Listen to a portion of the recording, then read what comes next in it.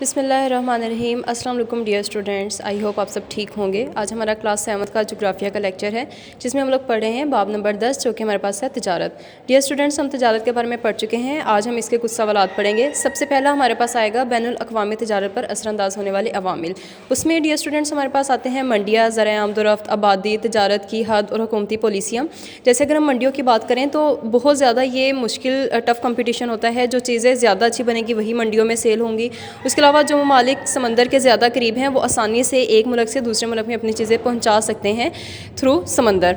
बहरी जहाज़ यूज़ करेंगे। उसके अलावा जिन ममालिक में आबादी कम है वो अपनी ज़रूरियात के अलावा बाकी जो चीज़ें बच जाती हैं उसको बरामद कर सकते हैं दूसरे ममालिक को।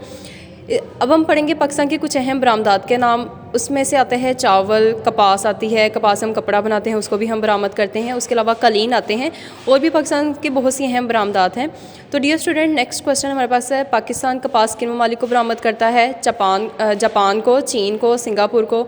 और पाकिस्तान चावल किन ममालिक को बरामद करता है? दुबई, सऊदी अरब, कुवैत, तुर्की। चावल के जो हैं वो बड़े ममालिक हैं, ख़रीदार हैं। तो डियर स्टूडेंट्स, ये हमारा आज का काम था। Stay home, stay safe.